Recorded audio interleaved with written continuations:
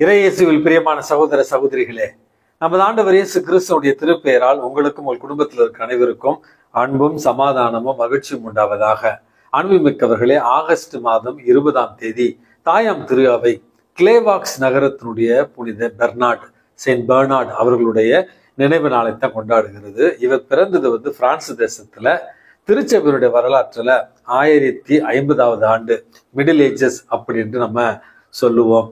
அன்புமிக்கவர்களே, இந்த புனித பெர்னார்ட் பிறந்தது ஒரு அரச குடும்பத்துல, கல்வியிலும் ஒழுக்கத்திலும் ஞானத்திலும் சிறந்து விளங்கி சிஸ்டர்சியன் துறவு சபையில சேர்ந்து ஒரு துறவியாக வாழ்கிறார்.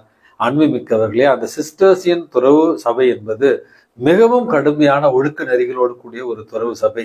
அங்கிருக்கிற துறவிகள் கடும் தவம் புரிந்தவர்களாக, கடுமையான ஒழுக்க நெறிகளோடு வாழ்ந்தவர்களாக, இறை வார்த்தையை தியானித்தவர்களாக, மிக எளிமையான ஒரு வாழ்வை வாழ்ந்தவர்களாகத்தான் இருந்திருக்கிறார்கள். அந்த சபையில சேர்ந்த இவர் திருச்சபையினுடைய வளர்ச்சிக்காக பல்வேறு வகையில உதவி செய்தார் என்று இவருடைய வாழ்க்கை வரலாற்றில் நம்ம வாசிக்கிறோம். அனுபவமிக்கவர்களே, இவருடைய வாழ்க்கை காலத்துலதான் புனித பூமிகளை மீட்டெடுக்கிற சிலுவை போர்கள் அல்லது புனித போர்கள் என்று நடந்து கொண்டிருந்த நேரம், பிரான்ஸ் தேசத்திலிருந்து புனித பூமியை பாதுகாக்க வேண்டிய ஒரு பணிக்காக பல இளைஞர்களை தயார் செய்து அவர்களை ஒழுக்க நெறியிலும் கிறிஸ்தவ விசுவாசத்திலும் வளர்த்தெடுத்து பயிற்சி கொடுத்து புனித பூமிக்காக அனுப்பி வைத்தார் என்று இவருடைய வாழ்க்கையில நம்ம வாசிக்கிறோம். அன்புமிக்கவர்களே, அன்னை மரியாளிடத்துல பக்தி கொண்ட ஒரு புனிதராகவும் வெண்ணிறை ஆடை அணிந்து கத்தோலிக்க கிறிஸ்தவ இளைஞர்களை அன்னை மரியாளின் வழியாக இயேசுவிடத்துல கொண்டு சேர்க்க பல்வேறு முயற்சிகளை எடுத்தவர் என்றும் இந்த புனித பெர்னார்ட் அவர்களுடைய வாழ்க்கையில நம்ம வாசிக்கிறோம். அன்புமிக்கவர்களே, என்ன அருமையான ஒரு வரம்! இறைவனிடத்துல இறைவேண்டல் செய்து கொண்டிருந்த நேரத்திலேயே இறைவனடி சேர்ந்தார் என்றும் இவருடைய வாழ்க்கையில் நம்ம வாசிக்கிறோம்.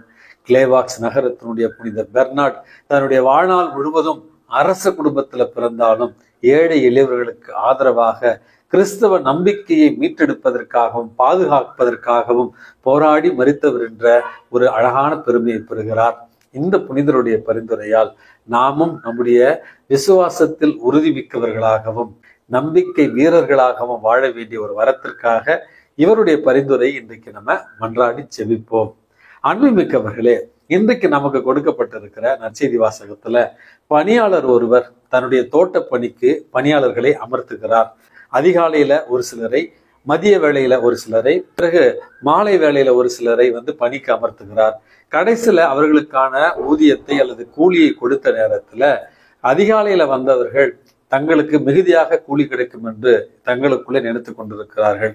ஆனால் அவர்கள் எல்லோருக்குமே ஒரே கூலி கொடுக்கப்படுகிறது. இதை கண்டு முணுமுணுத்தவர்களிடத்துலதான், தோழரே, நான் உமக்கு அநியாயம் செய்யவில்லை, நீர் என்னிடம் ஒரு தெனாரியம் கூலிக்கு ஒத்துக்கொள்ளவில்லையா? உமது ஊதியத்தை பெற்றுக்கொண்டு போய்விடும்.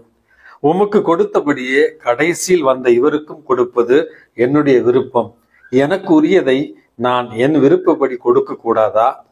அல்லது நான் நல்லவனாக இருப்பதால் உனக்கு பொறாமையா என்கிற ஒரு கேள்வியை கேட்கிறார். இந்த வாசகத்தை வாசித்த எல்லோருக்குமே அடிப்படையில ஒரு கேள்வி எழலாம். இது அநியாயம் இல்லையா ஃபாதர்? காலையில 5 மணிலேருந்து சாயந்தரம் 5 மணி வரைக்கும் 10 மணி நேரம் வேலை செஞ்சவங்களுக்கும் அதே கூலி, பிறகு 11 மணிக்கு வேலைக்கு சேர்ந்தவங்களுக்கும் அதே கூலி, 3 மணிக்கு வேலைக்கு வந்தவங்களுக்கும் அதே கூலி, வேலை முடிவதற்கு முன்பாக வேலைக்கு சேர்ந்தவர்களுக்கும் அதே கூலி. அப்போ உழைப்புக்கு என்ன மதிப்பு? இதுதான் ஆண்டவருடைய நியாயமா? இதுதான் தர்மமா அப்படின்னு நீங்க கேட்கலாம். உழைப்புக்கேற்ற கூலி கிடையாதா அப்படின்னு கேட்கலாம். அன்புமிக்கவர்களே, மனிதர்களுடைய பார்வையில, மனிதர்களுடைய எண்ணங்களின்படி, மனிதர்களுடைய கணக்குகளின்படி, மனிதர்களுடைய நீதி வழக்கங்களின்படி இது ஏற்றத்தாழ்வுகள் நிகழ்ந்த ஒரு ஊதியம்தான். காலையில வந்தவங்களுக்கும் சாயந்தரம் வந்தவங்களுக்கும் எப்படி ஊதியத்தை நீங்க கொடுக்கலாம்? அன்புமிக்கவர்களே, மனிதர்களுடைய பார்வையில உழைப்பு அதற்கேற்ற பலன் அப்படி என்பதான் நம்ம பார்க்கிறோம். ஆனால் இறைவனுடைய பார்வையில இதுவும் நியாயமானதே.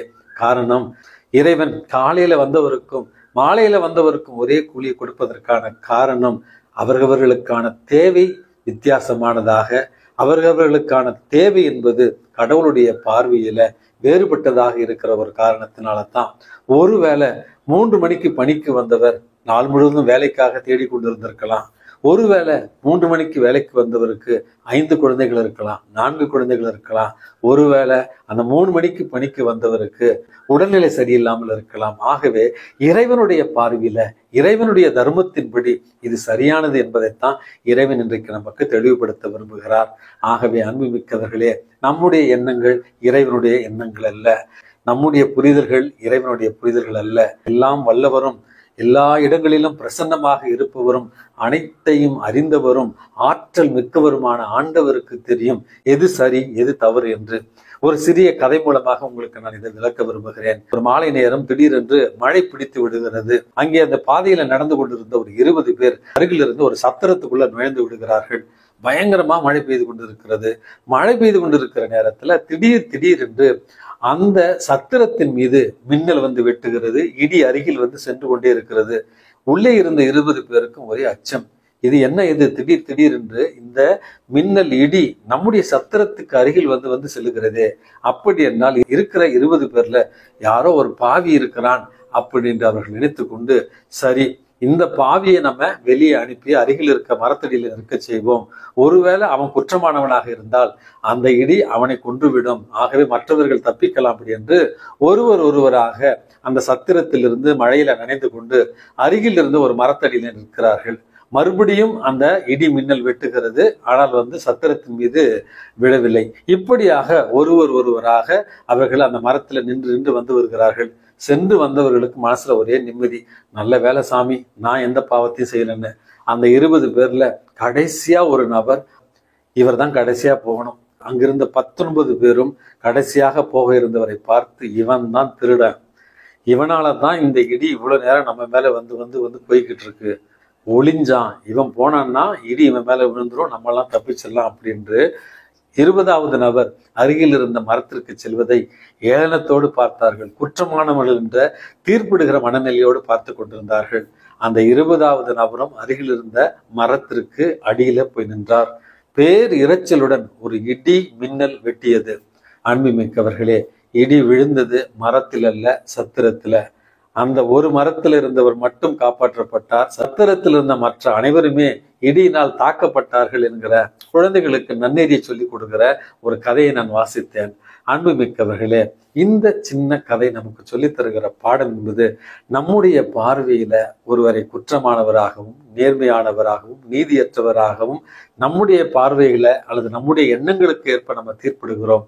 இறைவனுடைய கணக்கு, இறைவனுடைய நீதி, இறைவனுடைய தீர்ப்பு முற்றிலுமாக வேறாக இருக்கும் என்பதைத்தான் இந்த நிகழ்வு நமக்கு சொல்லுகிறது.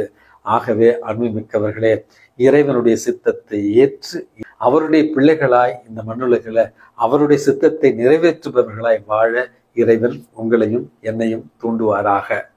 எல்லாம் வல்ல இறைவன் தந்தை, மகன், தூய ஆவி உங்களையும் உங்கள் குடும்பத்தில் இருக்கிற அனைவரையும் நிறைவாக ஆசீர்வதித்து பாதுகாத்து வழி நடத்துவாராக. ஆமேன்.